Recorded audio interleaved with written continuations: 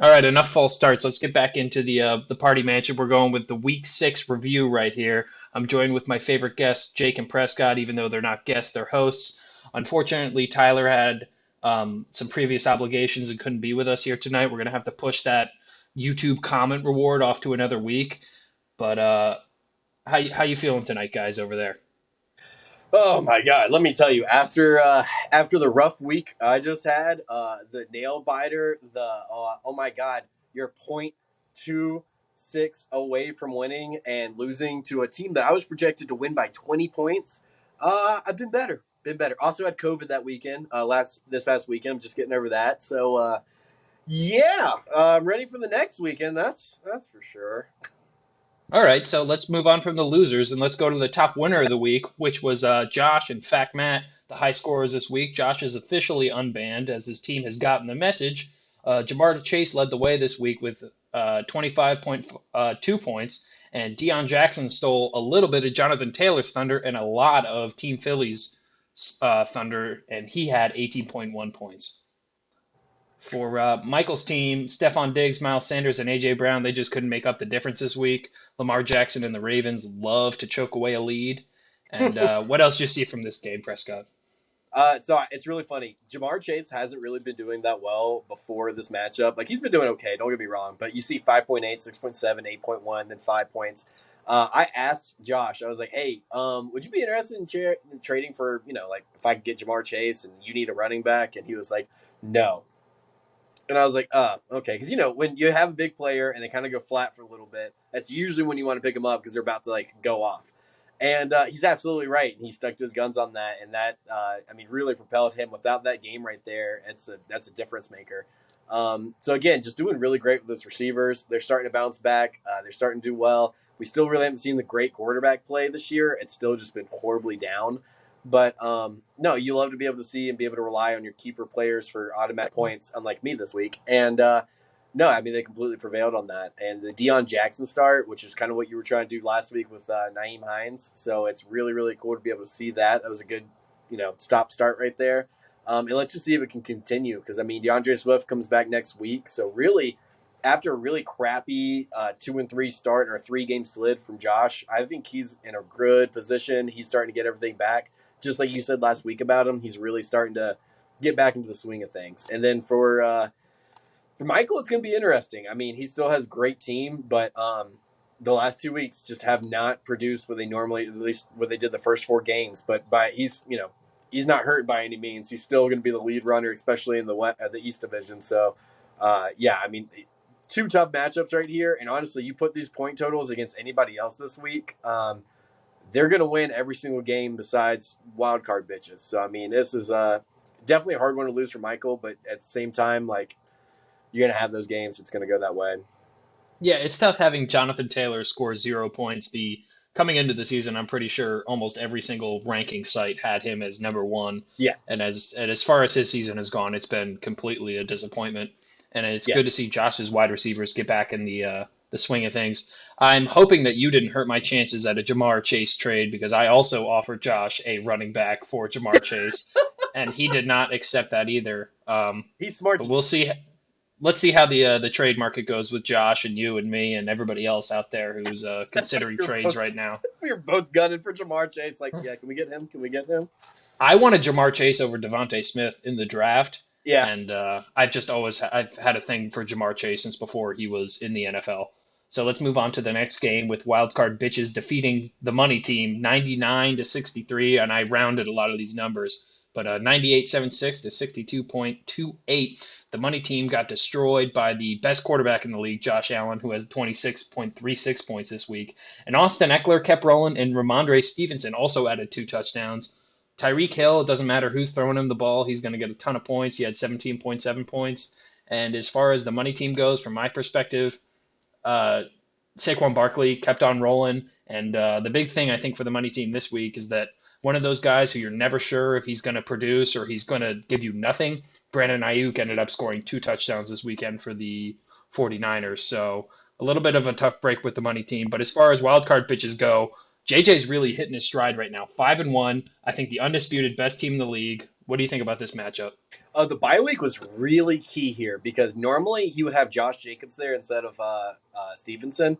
And because of the bye week, it forces your hand to make some moves. And Stevenson, of course, just has. I mean, isn't he running back 2 technically with the Patriots? And having the game that he did and everything go well. I mean, that was the bye week was very key here. And you look too on his bench. I mean, he had made all the right moves there. I mean, even James Robinson, he had 5.5. So I mean, that could have been something that could have been switched up there, but. No, I mean it's he's got a lot of just good depth on his team. John Dotson coming back is going to be good. Yeah, I mean he's got a really good team, and he is the most winning person in our entire league history. So JJ is not slowing down anytime soon. The money team is kind of in a situation where I wouldn't say let's panic, but let's be concerned because Antonio Gibson, who's one of your keepers, is now second in the depth chart, and the starter there did absolutely fantastic last week, and helped get that game win over there. Saquon Barkley still doing good. Geno Smith is still good. Raheem Mostert did what Miami running backs do. They kind of do great one week and then shit the bed the next. I think we called that last week. It's just Yeah, you can't ever trust on Mostert or what's the old Cardinal running back? Chase Edmonds. Yeah, Chase Evans. Either of those guys, you can't trust them. Yeah, and I mean, with I don't know how long Olave is going to be hurt. Noah Brown isn't really doing much, and I don't think is going to be doing too much even when Dak comes back. Um, I'm very interested to see because I mean, again, the money team started off real hot. They started off in a great spot, and still, I mean, to finish out the season, if I keep doing, you have to be 8-6. Or you need to be 8-6 to make the playoffs. They're still halfway there on the wins, so I mean, you got plenty of time to get 4 more wins on there. But it's going to be very interesting to see how the rest of the next couple weeks play out for him. I'd say to Tyler, do not give up on Tevin Coleman, especially with Jeff Wilson not putting up much points at all this week. Tevin Coleman, as far as San Francisco running backs go, they're always up and down, and I think Tevin Coleman could put up a couple random 20-point games here in the next couple of weeks. So with wildcard bitches running away with that one, let's move on to the official Kitten Mittens versus Boy Soul. And Boy Soul had to pay the toll this week as Marshall's team took it 85-79. Joe Burrow couldn't stop the pain from the Kitten Mittens. And Mark Andrews, Dalvin Cook, and Devin Singletary each added over 10 points. And Leonard Fournette also scored 16.1 points in this matchup. Clyde Edwards-Helaire didn't really put up much of anything. Like you said, he's kind of fallen back down to earth. And another non-super high-scoring game that was kind of led by the defenses and kickers. What are some big points you took away from this matchup? Like we talked about, Clyde Edwards-Helaire on that downward slide. Now, because Jack's playing me this week, Clyde Edwards-Helaire is probably going to score 30 points just because that's how that works. But, yeah, I mean, he has got a lot of stop-start guys that he started at the wrong time. Jeff Wilson Jr., another 49ers running back who just didn't do well. The entire Washington offense really didn't do well. I think Wentz had 99 yards passing, and I believe he's out for the next few weeks too. So it'll be interesting to see what kind of adjustments they're going to make on the offense there. Pittsburgh got the win, but it was not really because of their great offense by any. And then any Jets player, I'm always kind of hesitant. Even with Breece Hall, I'm very hesitant. But still, Tyler Conklin at tight end, I thought was an interesting start there. Yeah, I mean, Jack got a lot of question marks here. Now you do have Joe Burrow, and that's usually constant, but Leonard Fournette's going to be interesting with that as well. And even your bench, J.K. Dobbins is inconsistent. Logan Thomas is inconsistent. I know he's hurt right now, but Tony Pollard is inconsistent. Corey Davis is inconsistent. Rashad Bateman hasn't really had his chance yet, and Isaiah McKenzie's been inconsistent. So Jack's still going to get away, and again, he's already had 4 wins in. He really just needs 4 more. I think he'll find his way in the playoffs, but it's going to be extremely hit or miss for Jack, I think, the rest of the season. I think it's going to be he either kills it or he completely shits the bed, but it's going to be one of the two. And this was a great bounce-back week for Marshall on here. Dalvin Cook did great. Devin Singletary stepped up right there. Mark Andrews is still being crazy consistent right there. The Panthers' defense getting 8, I was very impressed with as well. I really didn't see that coming. And, of course, you picked the wrong week to start Teddy Bridgewater. But, it's all right. With Matthew Stafford, Dalvin Cook, and Devin Singletary all being out this next week, it'll be a very interesting matchup with him and Kelsey. But no, again, nobody's really out at this time. Even Thomas, who I think is probably in the worst situation right now, he's still not out either. But no, it'll be interesting to see how Marshall can get 6 more wins on here. But I mean, it's definitely doable. He's got DeAndre Hopkins coming back and Dak Prescott coming back. I think Hollywood Brown's avoided the season-long injury there, so he's definitely got some weapons. Yeah, let's see what happens with Robbie Anderson and DeAndre Hopkins when they come back. Yeah, Maybe Robbie Anderson can hit our John Brown, Cardinals wide receiver, just catching 70-yard touchdown bombs. they I think as far as Jack's team is concerned, I think he's got to really seriously look at trading one of those running backs. I think Tony Pollard for the rest of the year is going to seriously compete with Zeke for carries and points and touches, and I think he's just a hot commodity. And I think he's got, as of right now, I think all 3 of those running backs are legitimate starting options. And I think it's going to be tough to play who you're going to start. And with Terry McLaurin and George Pickens being on teams with garbage quarterbacks and having garbage offenses, maybe you want to turn one of those running backs into a more consistent wide receiver. absolutely. I think Isaiah McKenzie is maybe worth spot starting here and there, but not really, especially with all the other top guys on Buffalo. I'm just thinking that Buffalo is a really good team. Yeah, But it, like we said last week, I think Marshall's team is on the up and up, and it'll be interesting to see if this is a pivotal week between Jack and Marshall, and if they can keep it going or if they can switch directions here. agreed. Absolutely. All right, let's move on to the next matchup, which is Pepe Silvia's picks versus Rickety Cricket. Rickety cricket, rickety cricket, rickety cricket. The Crickster lost to Pepe this week on the back of Patrick Mahomes and Kenneth Walker. Patrick Mahomes is he's always putting up big points and he's always throwing the ball and playing quarterback, I guess, for the Chiefs. He had 19.62 points this week, and Kenneth Walker is really making me upset that I didn't text him. During the draft, I was thinking about drafting Kenneth Walker, and I texted my cousin and my aunt, who are both fantasy players, both from Seattle, and they both were very lukewarm on Kenneth Walker. And it's already week 6, and Kenneth Walker's putting up 17 points. So my family is very not good at helping me with fantasy football. And in the spirit of the sloppy scoring week, uh, Pepe Silvia's team was led by the Commanders defense and Brandon McManus, North Penn alum, who each scored 11 and 13 points. Going over to the Crickster, Tom Brady, 13.72 points. I guess I was wrong about Tom Brady this year. I don't think like you've said before, none of the quarterbacks are looking too hot. And Alan Lazard, though, has seemed to be the one Green Bay wide receiver that's going to consistently put up some points here. Oh, And Jalen Waddle and Travis Kelsey couldn't really do much to help Kelsey come back.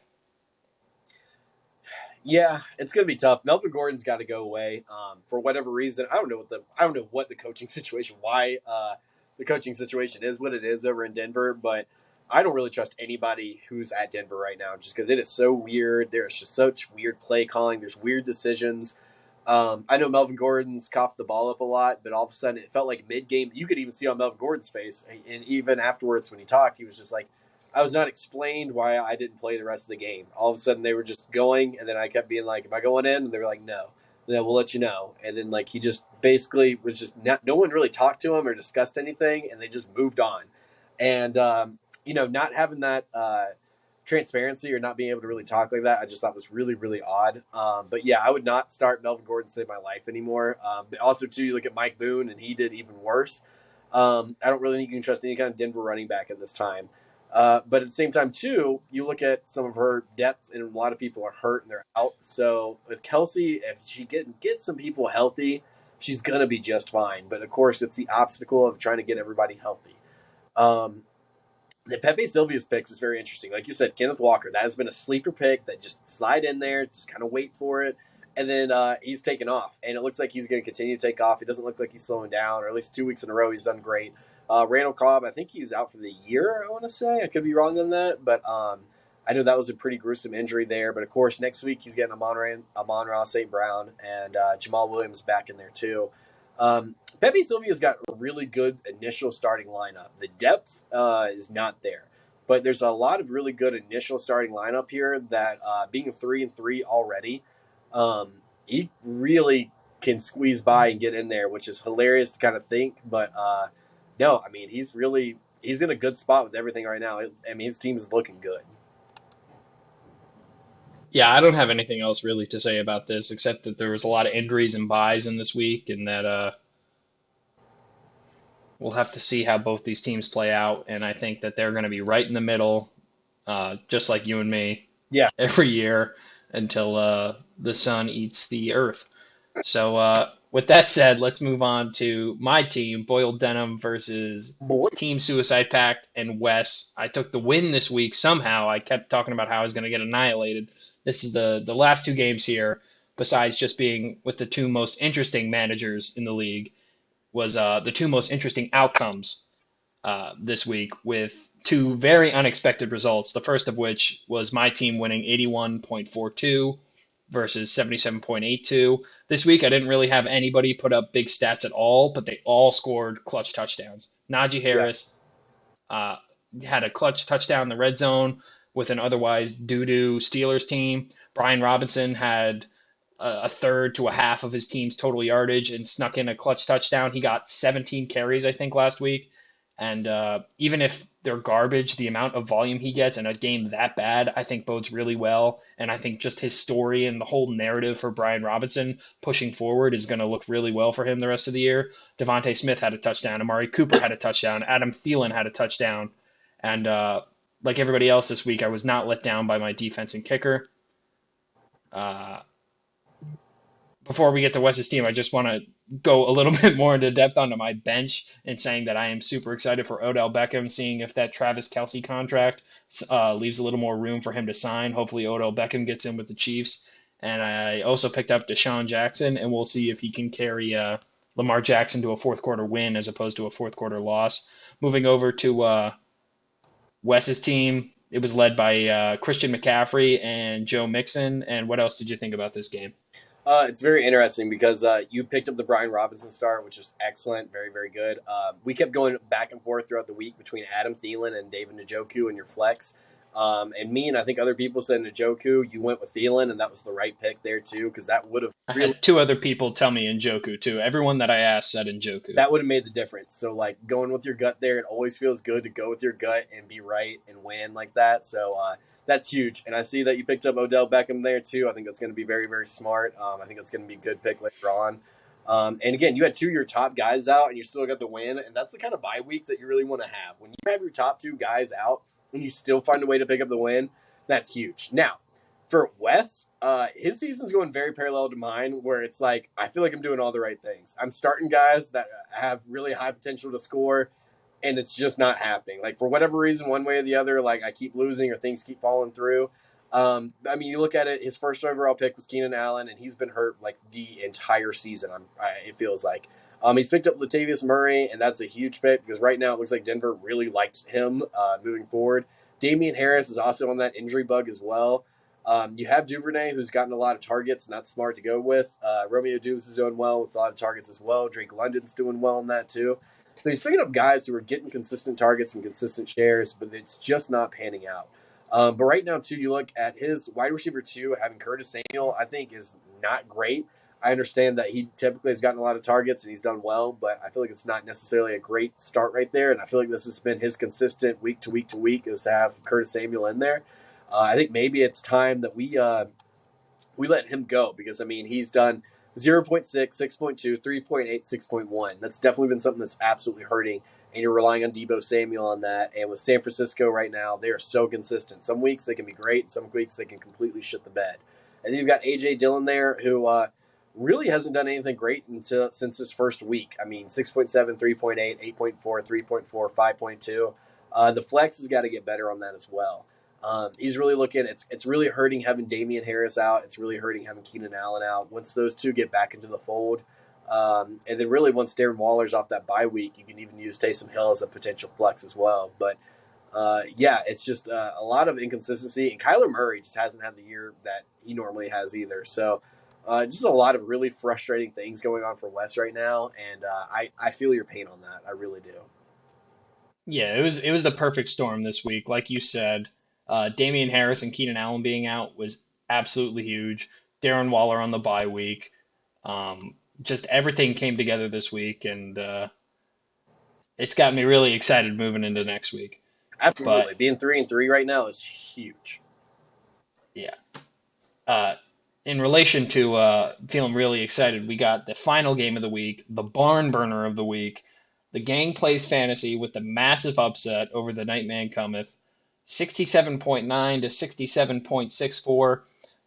For the gang plays fantasy, Kirk Cousins led the way like he does in all of his big matchups, like he does every single week of his career. And of course, Ryan Suckup was also a top scorer for Thomas. And for your team, Brees Hall, excuse me, led the way with 18.1 points. And once again, a kicker with another high scoring game, Jason Myers, who I picked up this week, 13 points. The thing I really want to focus in this is the Gerald Everett drama to end the game. Take me through what you were thinking at the end of the game there between the Broncos and the Chargers. I'm thinking I need 3 yards to win. I need 3 yards to win. And like I saw, like there was like 3 straight drives where Everett wasn't targeted a single time, and I'm like, oh my god, this isn't gonna happen. This isn't gonna happen. This isn't gonna happen. And then finally, he gets a target, and he has a very nice catch. He's got some big yards, and I'm like, okay, how close am I? I'm 3 yards away. And then there's this pass where he drops the ball, but at first it looks like he had it. So at first I was like, there we go. That's all we need. Oh my god, he dropped the ball. This isn't an overtime, is it? Is this the overtime one? This is in the fourth. It's at the end of the fourth, and Okay. then overtime comes, or no, right before overtime comes. Um, I think it was the second to last play of yeah, regulation. yeah, He was the wide whole open. They play. mentioned it on the broadcast too. Yeah, the whole play was designated straight to him, and then And he was wide open. Herbert got too much pressure and just like, "Nah," and I was just like, oh my god, no, like I really like honestly like I just need like an outplay. Just give him 3 yards, and I will shut up, and I'm fine. Um, but yeah, I mean, it was obviously a frustrating week for me on that. I put Aaron Rodgers in, and if I would have put Russell Wilson in, it would have made the difference. And it's hilarious because I've struggled with quarterbacks so much this season. The quarterback play has been my Achilles heel and my downfall this entire season. And I would never have thought about that because I never gave a shit about QB because I never really thought it was really that big a deal. Like, yeah, get a quarterback that gets. And who'd you have for quarterbacks last year? I had okay. Here we go. I had Jalen Hurts, Patrick Mahomes, and Josh Allen at one point last year. I had all three of those quarterbacks at one point last year. I traded Jalen Hurts away for like I'm pretty sure I didn't get much from him. I think I got like I'd have to look, but I'm pretty sure I got like a third or a fourth from like Tom. I don't know who I would. I'll have to look back at my report again. But traded Mahomes and Allen for first round picks. So like that was pretty big, and that was like substantial. But Yeah, JJ's the best team in the league's best player. You gave him for a first round pick. I think that's pretty good. yeah, I think it's fair value, but I mean, Josh Allen has been incredible so far. He's done everything passing. He's done everything running. but I'm trying to see who I traded Hurts for real. 28.8 average points this year for Josh Allen. I don't have on here in specifics what I traded Hurts for, but I know I didn't have him towards the end of the season. But I know I traded him for something. I'm sure in some sort of damn package because that's what I like to do. Is just make a giant package, and make people, make you look like you're getting something else, right? But yeah, no. The big thing for me is Nick Chubb didn't pan out. Brees Hall did Brees Hall things, and that's somebody I'm really really consistently keeping on. I should have went with my gut. I was thinking ETN. In my other league, I benched Kareem Hunt and put ETN in because I have almost the exact same roster in two different leagues. In the other league, I'm 4-2, and this one I'm 2-4, and I always make like one decision different. And yeah, that's kind of been the big story for me because I just keep getting screwed, or I just keep making the wrong call in this one. But no, I should put ETN in. That would have been a good pick on there. Next week, I get Damian Pierce back. I get some depth back on there. I think the only person I have off next week is Gabe Davis, which, can be big, but I think I'll be okay there. But the quarterback. I think it's time to start CeeDee Lamb over Mike Evans every week. Yeah, and then on top of that, too, I think was the lowest amount of points I've scored so far. So, I mean, like, for me to score only 67 points and still make it a tight contest, like, that's fun. The last 2 weeks I've had really fun, like a lot of fun going down to the Monday night game and like how close of a barn burner was going to be. Is it going to happen? So that's been really neat. But going on talking about Thomas's team though, the Eno Benjamin start was very interesting, but last week did well. This week it got him just enough to get the win. So good play there. DK Metcalf's going to bounce back. Michael Gallup I thought was a really weird start, and he really should have went with Juju on that. especially when Yeah, the first week he benches Juju. Juju finally goes off. yeah. Cam Akers looks like he's probably gonna get traded, and I think that's gonna help out Cam Akers, honestly. I don't have any stock or faith in Robert Woods. Once again, another week, but Chuba Hubbard's on the fucking team. I texted him about that, and he's like, "I'm never dropping Chuba Hubbard," so I can at least respect I that. guess I don't know. Weird. I've made the point to him personally. I explained it all to him how he's not even the backup running back. He's not even, and he's just. I think at this point he's doing it as an act of defiance. So, And I um, um yeah, so I could respect that a lot more than just blindly not dropping him. excuse me if I'm wrong here, but if you had Kyle Pitts and you had Dawson Knox, who would you start? I might start both of them over Michael Gallup. I agree with that too, but also I like Dawson Knox so much better than Kyle Pitts, especially you think about the quarterback play and the targets and everything. Like I don't have any faith in any kind of Atlanta receiver right now because it is Marcus Mariota, and you'll be lucky if he throws for 120 yards. Like I mean, he just that's usually a Marcus Mariota game. Is he runs for 60 and he throws for 120 yards, and that's usually it. Um, Well, this week is the first week Dawson not this was Dawson Knox's highest scoring week. He's had zero point 0.5, 4.1, 2.5, and 4 points in that, all of his other weeks he's played in. that So and also, you know me with Devontae Smith, I'm going with those young guys that I believe in. I would ride Kyle Pitts into the earth. A tight end that I thought was going to be better than he actually is right now in fantasy. I would ride Kyle Pitts until the wheels fell off and I'm scraping along the bottom like a cartoon and my whole body catches on fire. That's how long I'm riding with Kyle Pitts if I was Kyle Pitts' fantasy manager. Also, my last thing about this as well: never trust the Jaguars defense. Never trust them. They were ranked pretty well, and I was like, oh, okay, I'll go. They're still ranked 10th overall, but yeah, I would have done better just not having a defense in and -4, especially against the Colts, because I felt like that was so safe. Because the Colts turn the ball over. It's Matt Ryan. He throws like 3 interceptions a game. I feel like it was so safe, He looked really good this and he week. looked so good. And the Jaguars just, oh, it was because really, even honestly, the Jaguars like ETN did well, but like even oh my God, who's their starting receiver that they signed so much more? What's his name? Christian Kirk. Yeah, like he only had like 6 points because he had a touchdown, 20 yards, and then a fumble or something. So I mean, like no one really did well for the Jaguars this week, and that's frustrating on that as well. But no, the quarterback play this year, I'm just again once more like it has just been so awful. If you're not Josh Allen, Patrick Mahomes, or Jalen Hurts, all the other quarterbacks are just throw them into a pile and just pick one out, and it's going to be the same shit. It's funny how much that we usually disregard defenses and kickers in the draft and overall team building, but the last few weeks, defenses and kickers have carried every single close matchup in the league, and First waiver pick I think that's is defense. yeah, mine was too. I didn't get the Patriots this week. Shout out to whoever picked up the Patriots. Was that I you? picked the Patriots and the Broncos. I just dropped the Broncos, so it's that to pick up because they're looking really good. To get Deshaun Watson in a late season QB play because I've got nothing. I've got Deshaun Watson, Aaron Rodgers, and Russell Wilson, and not a damn one of them can do any points. And if you would have told you that before the season started, you'd been like, okay, Deshaun Watson probably is not playing this year, but Russell Wilson and Aaron Rodgers not doing shit. Great. I don't know if I mentioned it either, but Kirk Cousins right now is the top, is a 10th ranked quarterback. Yeah. And I just want to say, of all the fantasy advice I've given Thomas, I told him this earlier this week.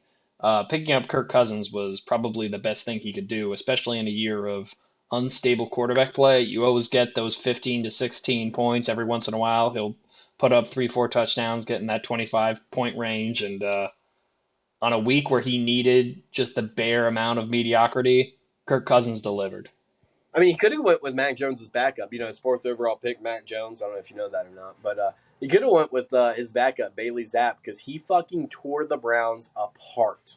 He looked so good, and it was so frustrating. And it's like I love too how everybody's sitting there talking now. They're like, "Well, Mac Jones is supposed to be the new Tom Brady, but now is it Bailey Zapp?" And it's like or Zappy, whatever the hell his last name. But I'm like, It's Zappy. Zappy. Also it's Romeo Dobbs. Oh, okay. It's not Dubes, Also, but it's fuck and you. So just in case you ever get that right. But hey, that's fair. yeah, no, I'm really curious to see what happens there with the quarterback play and how well if Bailey Zappi can keep it up or not, or if that's a quarterback controversy in New England with Mac Jones, or how that's going to shake out. Yeah, I'm pretty sure Belichick really likes Zappy. Yeah, And I think. I told you the Patriots are going to whoop up on the Browns this week. Yeah, yeah, Belichick used to be the Browns coach. He's just going to come in there unless the Browns have a great team. If it's a bad team and if Belichick has a grudge, he's going to spank that ass 9 times out of 10. yeah. It was a rookie quarterback who put up over 300 yards passing in his second official start. Like, I'm very impressed by him, and maybe he turns out to just be like another. You know how like the Patriots always have a backup quarterback who comes in who does really well for like a few games, and they usually trade him for like, you know, something great, and then the quarterback goes to another team, they shit the bed like Jacoby Brissett. But maybe that's what happens with it. But I'm also curious if there's going to be any kind of quarterback controversy there or not. Yeah, the Patriots can still go fuck themselves. Oh, absolutely. And it's also going to be interesting too because with Carson Wentz being out and then Taylor Heineke coming in, if how well that. I don't think Wentz is going to get that job back. Yeah. I don't think he's going to get it back. I think everything I ever hear or see about Taylor Heineke is positive, and I don't think they're going to go back to Carson Wentz. And I think Carson Wentz is going to end up as a backup next year somewhere, and I don't think he's getting his job back from Heineke unless Heineke gets hurt. Yeah, because That's my bold take right now. Heineke didn't do wonderful last year, but to me, I thought he did enough to get the job done. Obviously, they didn't feel the same way, and they felt that they needed to get Carson Wentz, which I don't get. But that is it's going to be very interesting to see how that works out because I personally always liked Taylor Heineke. I always thought he did really well. I always thought he was a very interesting or fun player. But and that's also going to be something else. Talk about quarterback controversy. Andy Dalton and what's his name? Taysom Hill, 4 points of Taysom Hill. No, the Taysom quarterback there who sucks. in New Orleans. Yeah, the one who initially started. What was his name? Andy Dalton and Jameis. Jameis Winston. Because James, Well, Jameis will be the starter when he comes back, right? would you put Jameis over Andy Dalton? Yeah, Really? yeah, I would. Yeah, that's what they did to start the season. Jameis Winston isn't healthy, is he? He's going to be healthy this week. Yeah, once Jameis is healthy, he'll come back and he'll start. I don't know. I don't know. I feel like I don't know. Between the two, I feel like I would rather have Andy Dalton. Oh, that's gross. I don't agree with that at all. But I mean, Well, to keep this on too, so you've got Kenny Pickett who was hurt, and obviously now, and the majority of people like Pickett over. God, I am just tripping on names today. Mitch Mitch Trubisky. But I like Trubisky better, in my opinion. Oh, I think Trubisky the best. You've seen the best Trubisky have to offer. You got to give those tiny hands a shot. You got to give him more of a shot, even though he's every time I see him, he looks horrible. He looks absolutely terrible. He's not anticipating guys. Every time you throw and you're like that ball's a little high, looks a little high out of his hand, then it sails 15 yards out of the end zone when the camera pans down the field, and it's just like gosh, I hate this Steelers team. I hate them. I hate all of them. Somebody trade me for Najee Harris, please. Please trade me for Najee Harris. I'm begging anyone in the league, send me a trade for Najee Would you Harris, not you. Travis? Would you Huh? trade him For Travis Etienne? For Travis Etienne?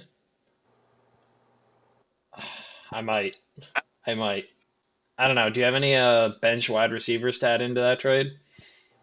I can't trade him to you for another running back. I can't do it. I can't do it. I would do Travis Etienne and somebody else for sure.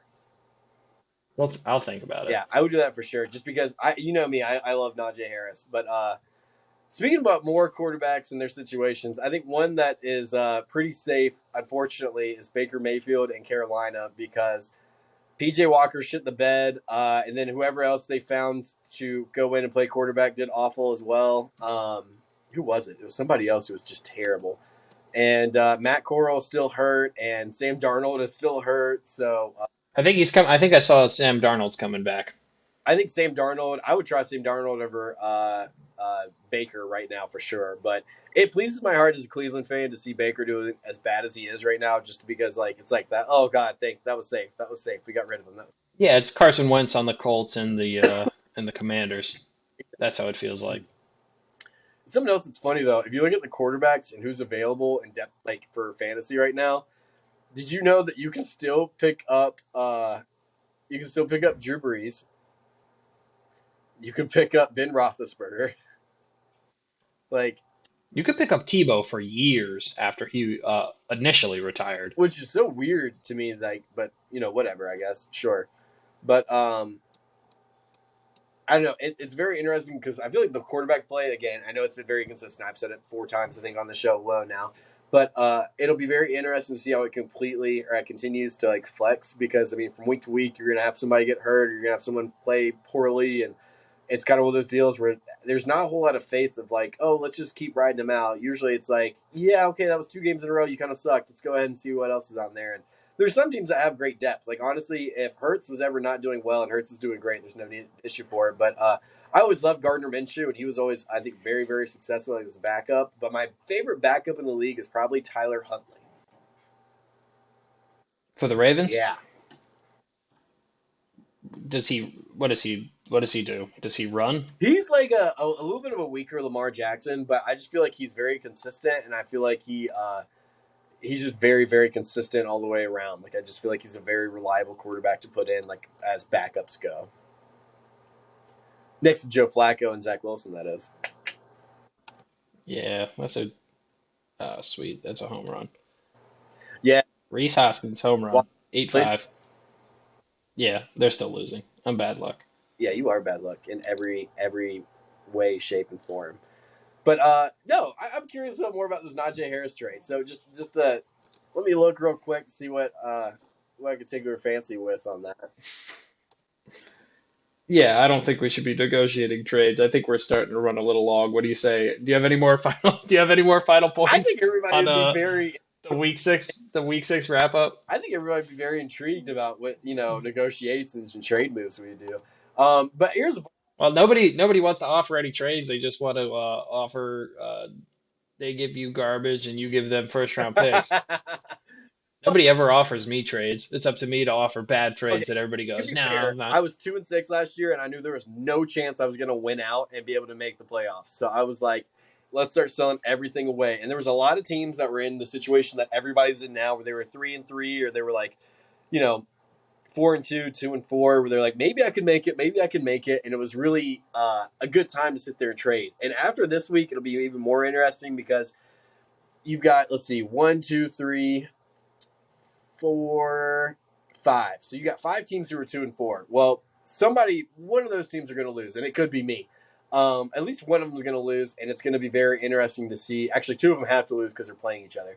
The setbacks there, because they're going to be at 5 games losing. It's going to be really, really hard because you're basically going to have to win out to make the playoffs.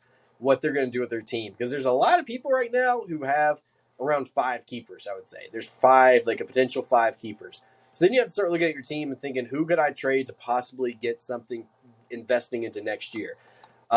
And so far, too, it's going to be very interesting to see how this is because, there's multiple teams. Like my team, there's going to be a lot of people that are left for good first-round picks for next year because where I had so many picks, again, in the first round, second round, and third round, where there are going to be some that are left over. Same deal goes for you. Same deal goes for Josh's team. And that's going to be something that'll be interesting to see. So this is a very pivotal week. Obviously, every week is like a must win, but this one's going to be a really interesting week because, you still have Pepe Sylvia and Fat Mac. That's a matchup that's happening where that's pretty safe, win or lose, because they're both sitting at 3-3. Team Philly Special and Wildcard Bitches are playing each other. That's pretty safe. If you lose, what's going to happen there? But you playing Tyler is going to be very interesting because it's a huge win that I think you could potentially pick up there. And then Thomas and Wes. That's going to be an interesting matchup because you think, oh, Wes, you have this in the bag, but he's still got a lot of people who are out who aren't doing great. And a loss here can make somebody who last year had a clean sweep with the championship and the playoffs, like everything, come right back around and be really hurting or in a really bad spot to try to win out and make it playoff eligible. Yeah, I think let's see if Thomas can do that 2 weeks in a row. I don't. I don't think the gang is going to be able to pull it off 2 weeks in a row. You never know, man. It's always wild in fantasy football now.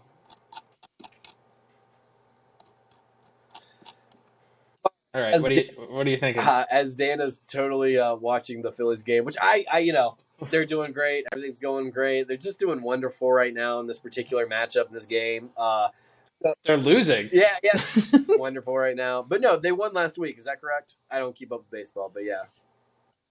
Yeah, they won. They're in the NLCS, which is like the conference championship game, except it's a series because it's a different sport. So they're like the best t-ball program that's out there, right? Yeah, they're like Okay. the second best t-ball program, third best in their division. Um, I don't know. My little cousin's got a yeah, pretty tough traveling baseball team. I don't know. It'd be really tough to see. yeah. Yeah. I don't know. I don't have any other. I don't think I have any other points about the fantasy league. I think. No, that's a wrap up for this week, I think. Yeah, Derek Carr can still suck my ass. I hate Derek Carr. I hate Derek Carr, and I hate the The Steelers. Browns, all I need. Those are my final thoughts. Fuck you, Steelers and Derek Carr. We'll be talking about this trade. All right, let's talk about the trade, and we'll see if any trades happen. I just want to say any trades that I have pending right now, the show is going to come out after those trades have expired. Those trades are only available for the time that they are available. So if they expire, then we'll have to figure something else out. So And if you somebody offer me a damn trade for once. That's all I'm And if you saying. guys have any comments or want to pipe in on what quarterbacks we thought were better on some of these teams that have quarterback controversies, or what you think might not be a controversy, please chime in on the group chat. Let us know and get back to us on it. Yeah, Derek Carr. I hate Derek Carr. I, I hate Derek Carr. Everybody, good luck in week 7, except for Tyler, because hopefully I'm going to beat you this week on the way to my own Phillies run in the Always Sunny Fantasy Playoff Championships of the world. All right, signing off for this week. If anybody watches this far, God bless you. See you next week. It's gonna get better.